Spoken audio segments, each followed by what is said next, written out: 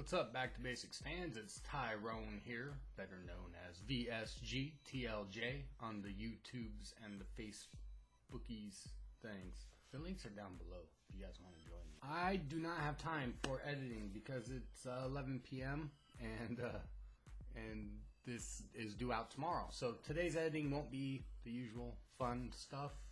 I apologize. But anyway, let's get to the topic. So this week we're talking about successful habits and weight loss, and like the genesis of it is a book that Janie was reading by Colleen Cook that talks about some things about successful, I guess it'd be weight loss. I haven't read the book because I don't read, that people will get some value out of. The first thing is that your pouch needs to be truly filled with adequate wall distension with each meal. You should be completely filled.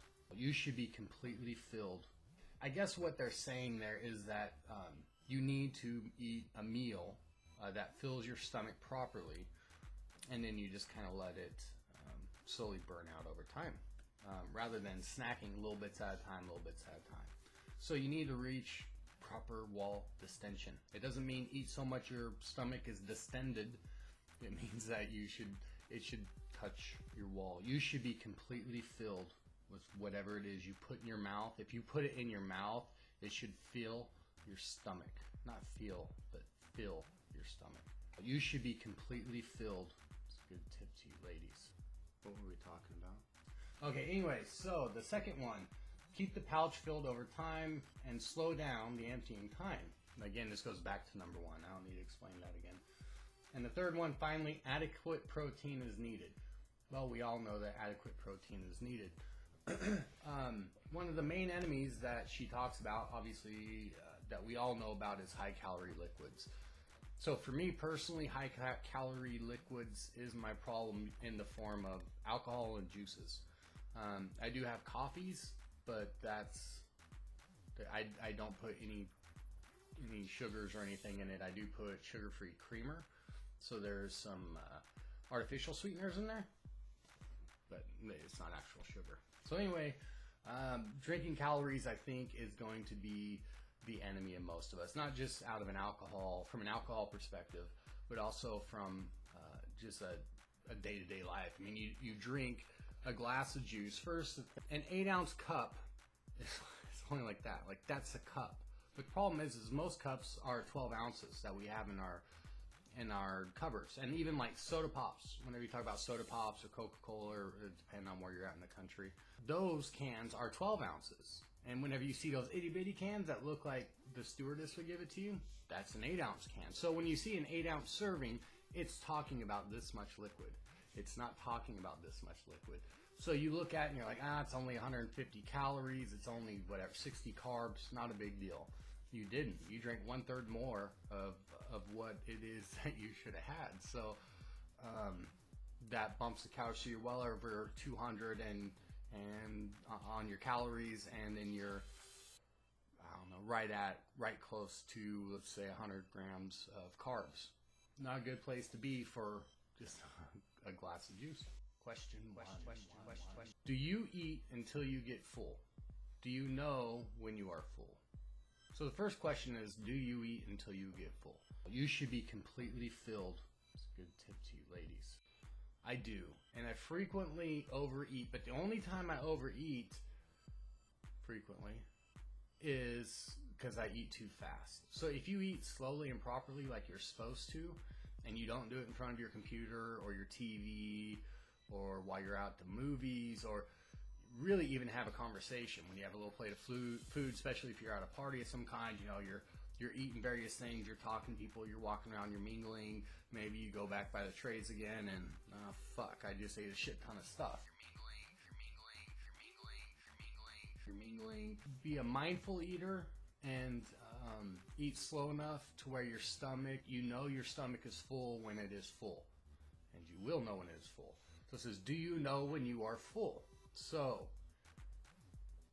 yes and no, because it does feel different than before. For me personally, and what I've seen other people talk about, is there's almost a twinge or maybe like an air bubble fill or something. It's a brief, every time it's just like a brief, oh, what was that?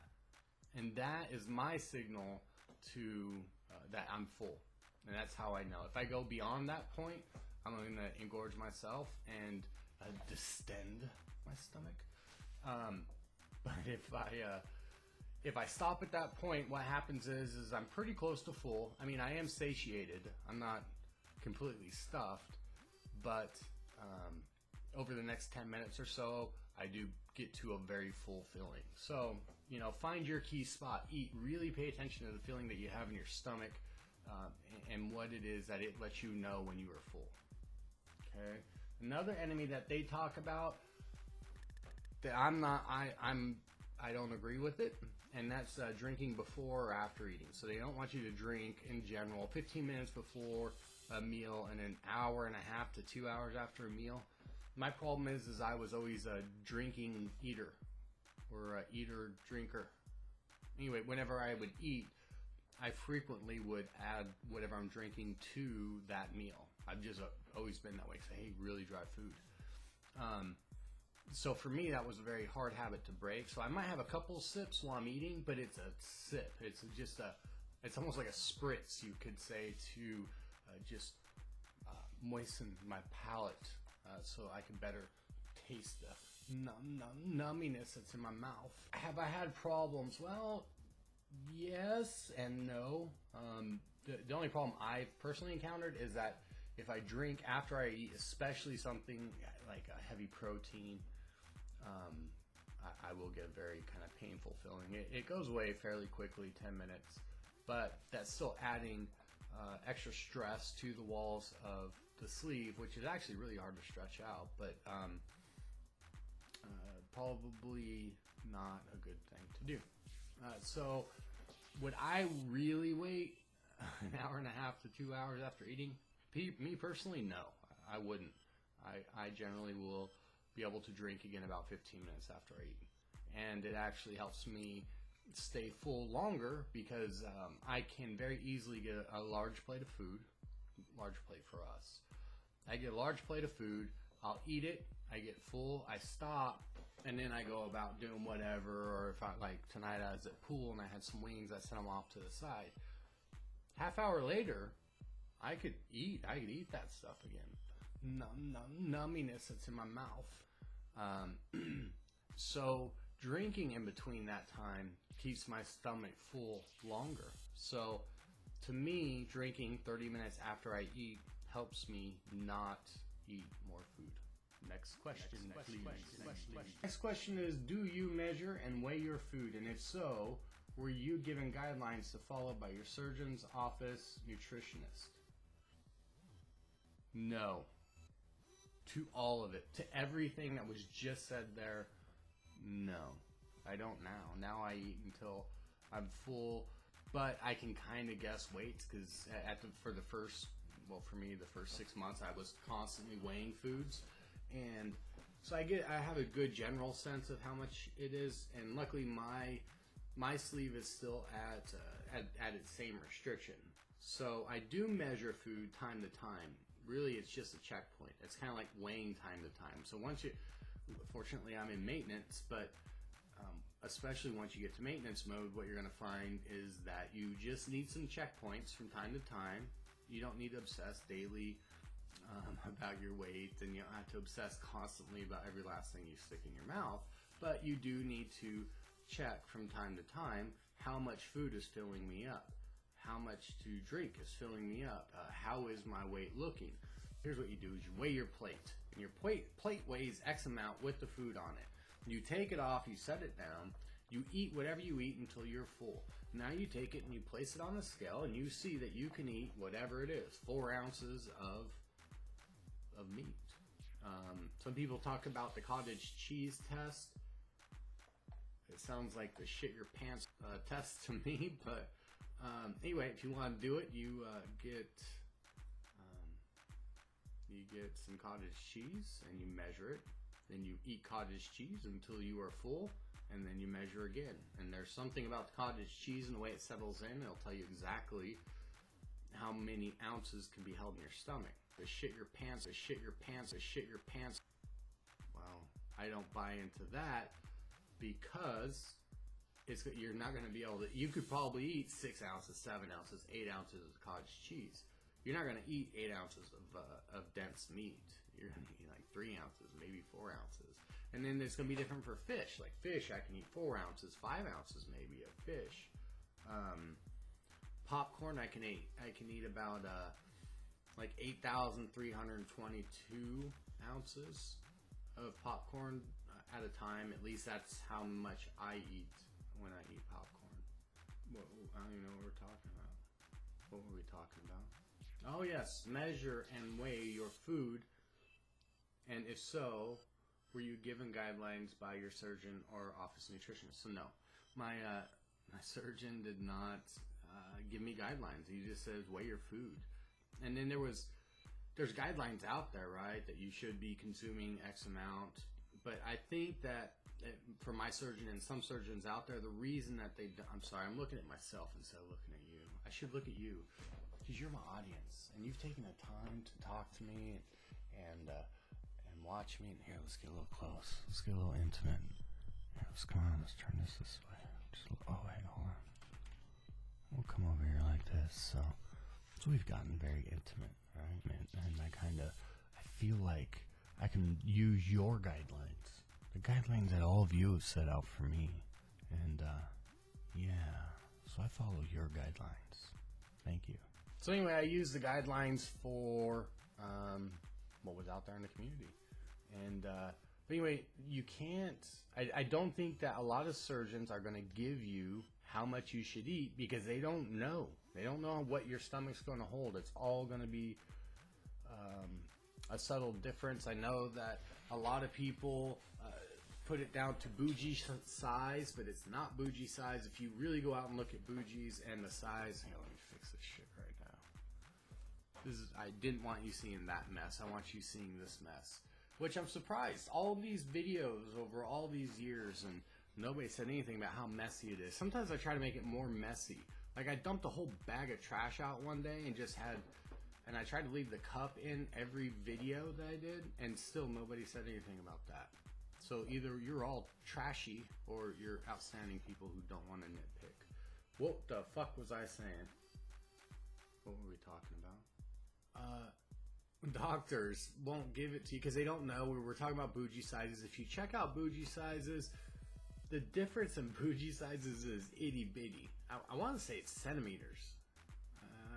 I believe it's centimeters, but it's such a tiny amount between the two, the Boujees. Really, your Boujee size isn't going to make a difference, I don't think. So it's going to be the amount of swelling in your stomach, and then it's also going to be how long your stomach is. Like me, I'm taller. I'm 6'6", so my stomach is longer.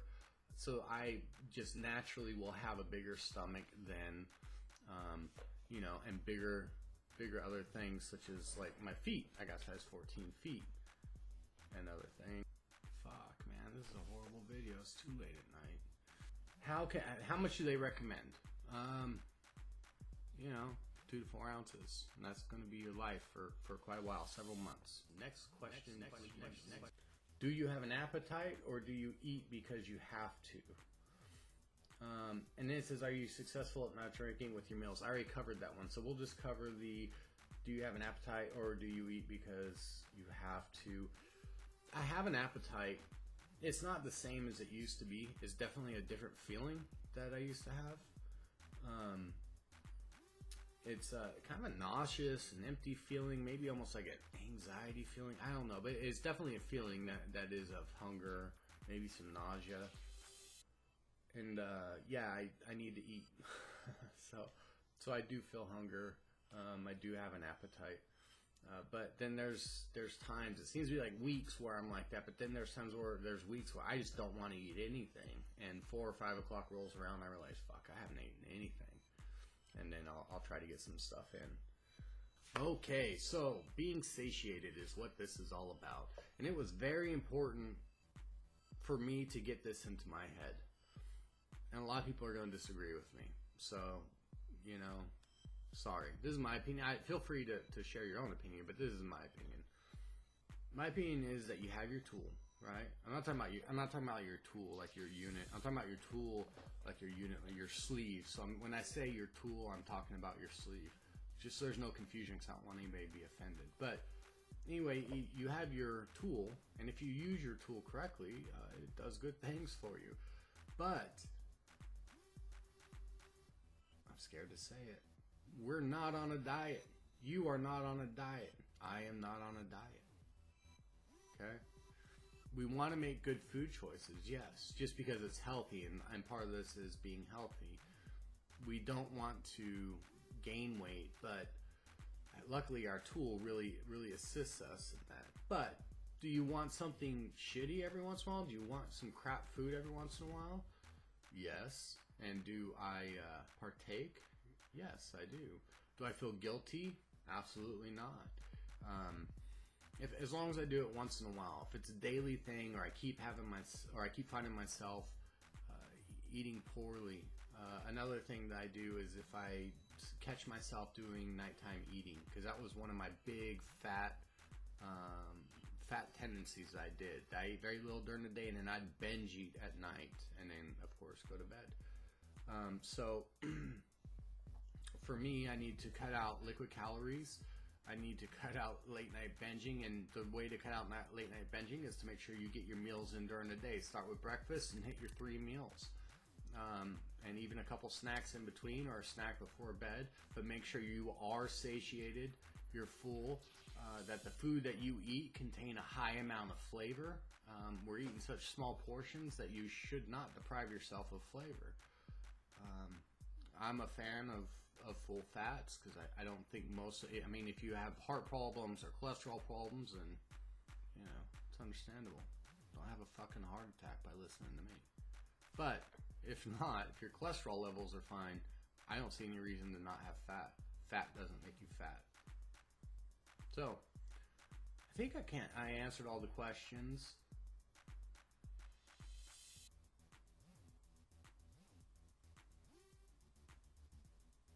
Yeah, answered all the questions. Remember, if you can't love yourself, please love me. I'll see you next time. Ciao.